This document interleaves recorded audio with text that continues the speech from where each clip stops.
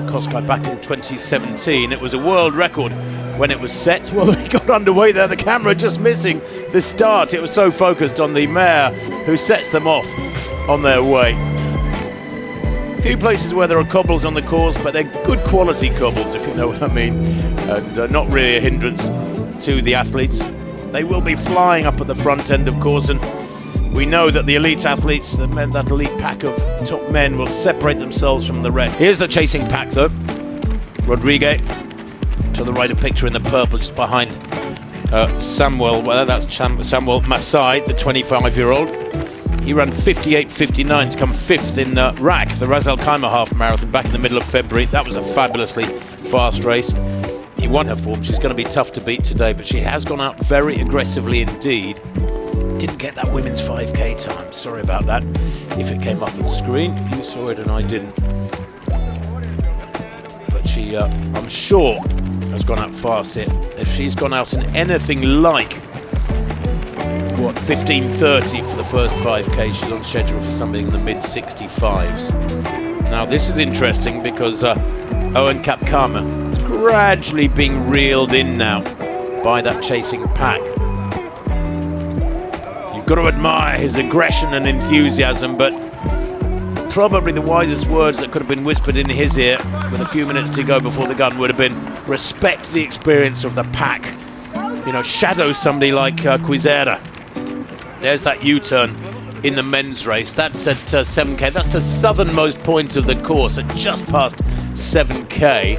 Now they've taken that left-hand U-turn and they're heading northwards now with the Vltava River on their right. And then at about 10k they cross the jump to the left, Kiprop to the right, looking a little bit busier in his arm carriage. Andrew Kiprop, isn't he? He's only 18 years old, learning his trade here as a pacemaker and a racer. Moses Cherry up there, the left of the pack in the white and yellow vest. He's a 22-year-old, hasn't raced since October. Last year he ran 4 10Ks. He won all 4, 3 of them in Italy and 1 in Slovakia. His best was 28.09, and he ran a couple of halves last year. He was by Joycelyn Jepkowska, and it was a world record at the time. Of course, the women's world record now is that almost intergalactic science fictional 62.52 by Letisenbet Guide in Valencia. Some 5 years ago now, it was in October 2021. Well, this men's pack, they are motoring. That's a lovely shot, isn't it? I'm liking this camera angle.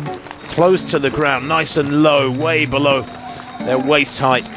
And they are absolutely flying, and the pressure is being applied, and 1 or 2 athletes just beginning to struggle with holding onto this tempo being laid up by the pacemakers. We're about 300 meters from the 10k point, and the pacemakers, I have to say, are doing a fabulous job. Samuel Masai there in the orange, central picture. He looks pretty comfortable now. He is, I think. It looks to me like he's just shadowing Kwizera of Burundi. Kwizera, so experienced. Last year, Kwizera there left a picture, ran 7 cross-country races. He won 4 of them, and in the other 3 he was second. His consistency on all surfaces is almost unmatched. He's a fabulously quick runner on the roads. He set a national record last year in April in Herzogenaurach in Germany, the headquarters of his sponsor Adidas. 26.54 he ran for 10k on the run. Male pacemaker can help the leader, or pacemakers can help 1 or 2 of the athletes down in front, and then athletes chasing behind have to do their set their own tempo. So that chasing trio in the women's race don't have assistance. The leading athlete does have assistance to stay clear of them. And you could argue, well, good for her. Gitonga, she's taking the advantage. She's grabbed the bull by the horns, and she's wanting to run away with the race and run a super fast time. But I don't always feel entirely comfortable with that situation. This men's race, well, it couldn't be more fair, could it? They've all been able to feed off the 2 brilliant pacemakers through the first half, and then from 10k onwards is down to real racing. It's going nicely, really nicely. 13k coming up. Owen Kapkama there left a picture, just tucked in as one of this group of 6. James Kipkoech following Rodrigue, shadowing Rodrigue, the leader, who seems very happy with that slight forward lean. Lovely, powerful, galloping stride he's got, hasn't he? Does move nicely. Lovely economical stride from Rodrigue, and he looks so comfortable at this super quick tempo. If you've joined us in the last few minutes, let me remind you, he went through 10k in 27.50. They're on schedule here for something around 58.30, 58.40. It's going really well. Samuel Chebole Masai in the orange there on the far side is looking pretty comfortable. The Arsenal fan, he'll be happy with the way his team are playing these days. Inspired by his brother, he said, Masai. Motivates him to keep running. Was second in the Kenyan Cross Country Championships back on the 2nd of March, where he dead heated with a certain Sebastian Sawe. And on that day, only 3 weeks ago, he beat a certain Jeffrey Kamwaro. So that gives you some idea of the form of Masai. He has Samuel on his number, his Christian name. It's only his 3rd ever half marathon. And in Ras Al Khaimah, back in the middle of February, he ran 58.59.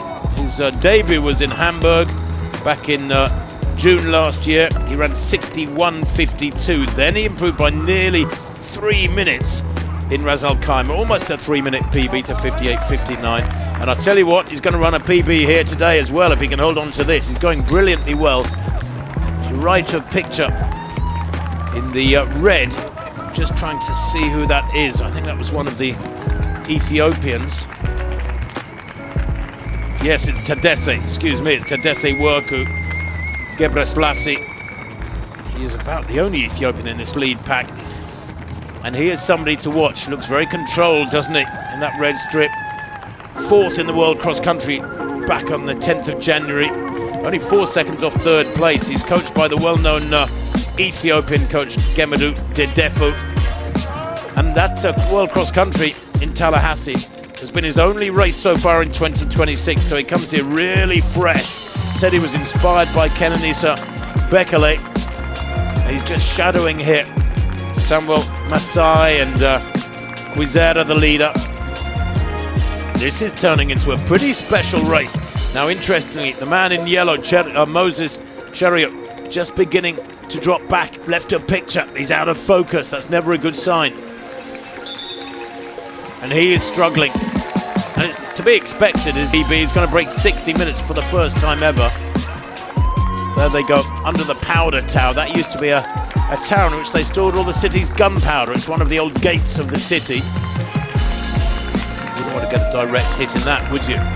Yeah, Powdergate Tower to give it its correct name. And they are at, they were completed in 1475. Here you go, a bit of culture for you. The Powdergate Tower, it's the starting point for many races in the city.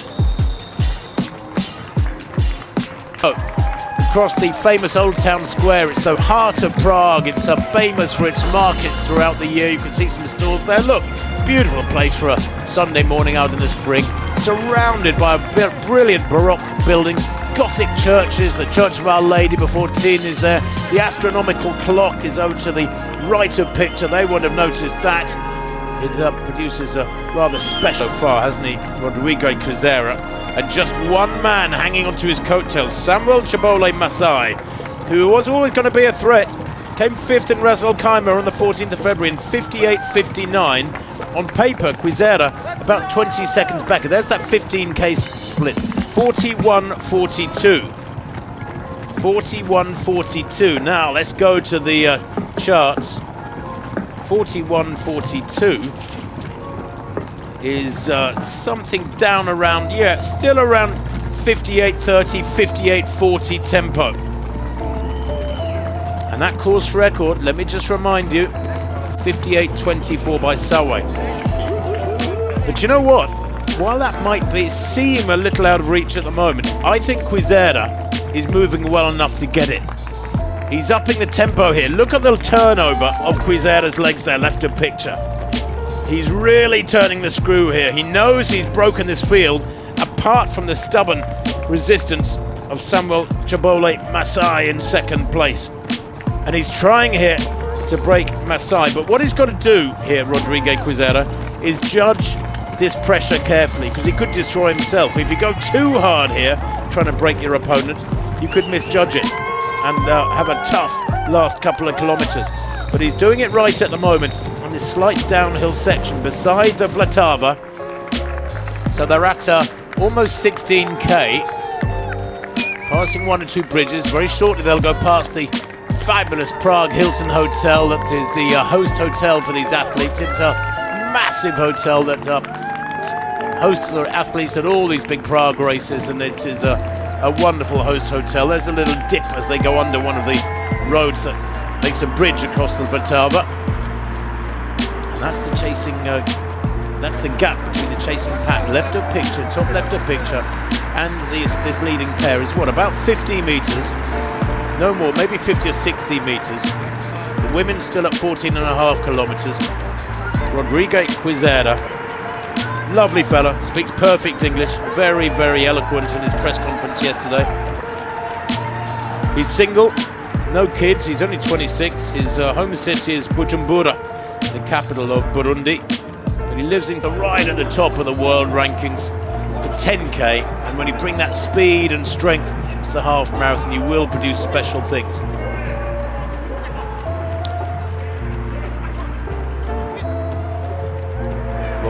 Kwizera just had a little glance over his shoulder there at Samuel Masai. I wonder if he's thinking, how long is this guy going to stick with me?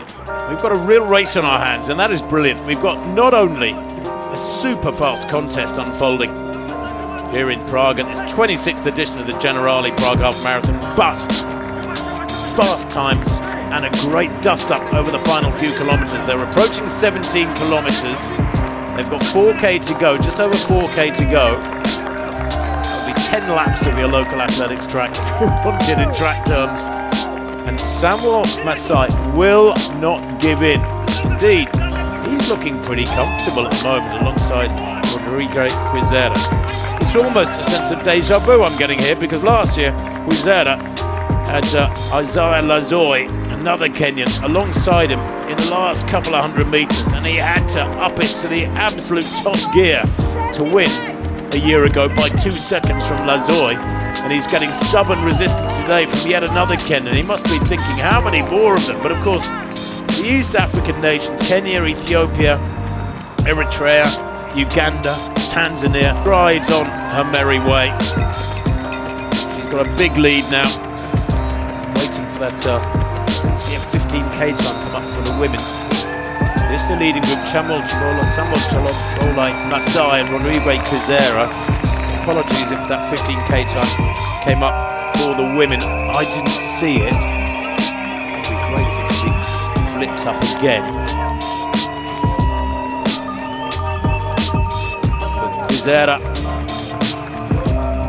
and Chobole. Well, we saw just now pack in the background. They've got a lead, I think. Look there, left of picture. They've only got about 100 meters on that chasing group, maybe not even that. And it's Gebreselassie, Tezese Worke Gebreselassie, back in third place in the red. I don't know if you can see, extreme left of your picture. Probably about 80 meters down, in fact. They haven't given up, and that would suggest that Tezese Worke Gebreselassie is also heading for a fabulously fast time here. What is interesting here in this front pair is that Kwizera is still calling the shots. He's working hard here. Lovely bouncy style he's got. Kwizera has gone clear. There's no contest in the women's race. Gitonga has destroyed that women's field. Kilometre after kilometre, she's eased away from the trio behind her. But Kwizera here has had to work incredibly hard this last 15 minutes or so to break Masai. And I think at last he's done it. 18 kilometres on the clock, 3k to go. And Rodrigue Kwizera of Burundi looks like he's heading for a successful defence of his title here at the Prague Half Marathon. He trains with Thierry Ndikumwenayo, who is another fabulous Burundian distance runner. But he does live in Castellón, Spain, where of course there are fabulously fast races on a regular basis. Climate absolutely perfect, of course, down in Spain. I was talking to somebody yesterday who's just come back from a week in Mallorca. He said, oh, it was glorious, it was around 20, 22 every day. I mean, perfect. Whereas up in Northern Europe, of course, it's been a pretty wet last couple of months. The Burundian Kwizera taking a little glance over his shoulder there, and he got the best possible view he wanted. It was a gap between himself and his long-time companion Samuel Chebole Masai of about 30 meters, and he has broken the Kenyan, there's no doubt about it. Slight left-hand curve here as he heads towards 19k, and then it'll be a left-hand turn over the final time over the Vltava River. It'll be the Lubensky Bridge that he will cross, big traffic bridge to the north of the city. He'll head westwards over that bridge and then take a left once over 19k there for the leader Kwizera. That 19k mark coming up in what, about 52.40.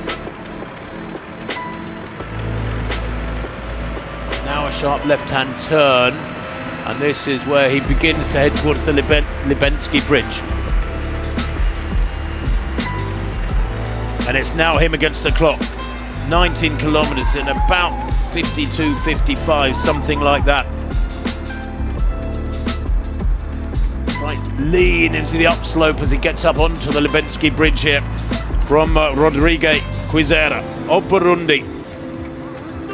He won here last year in 58.54.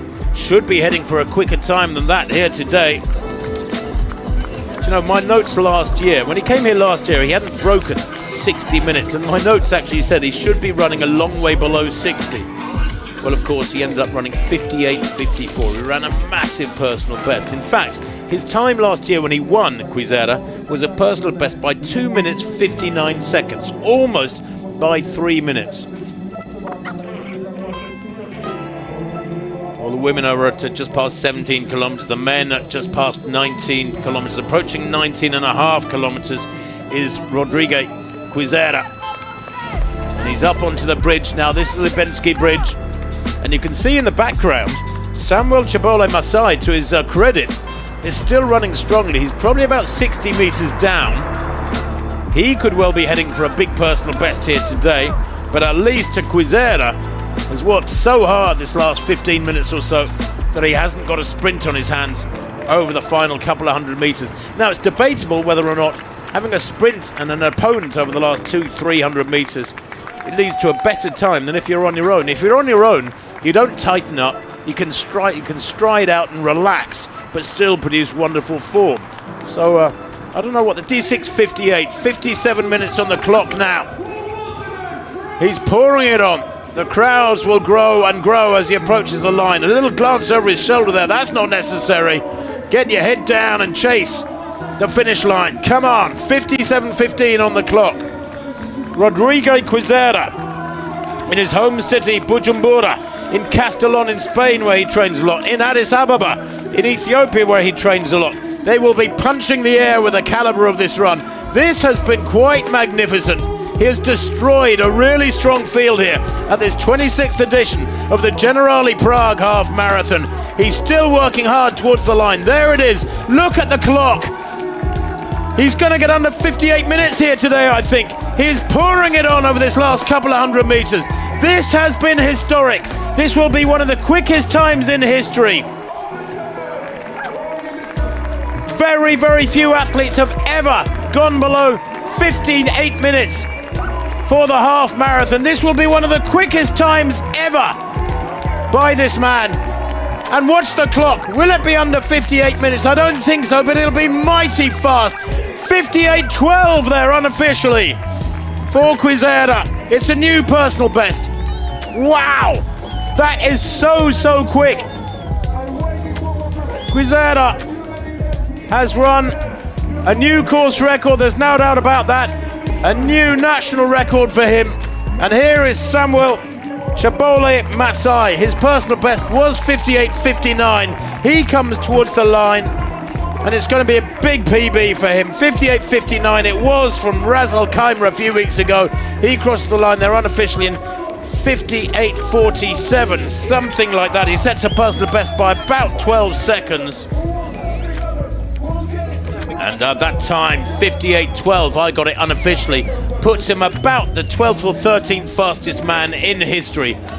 Only 7 men have ever gone under 58 minutes. He was close to it today, but he was all on his own those last few kilometers. He can go quicker, there's no doubt about it. Here is the third place athlete coming home, James Kipkoech. Looks like James Kipkoech to me. And he's going to be a long way under. 59.28 unofficially there for Kipkoech.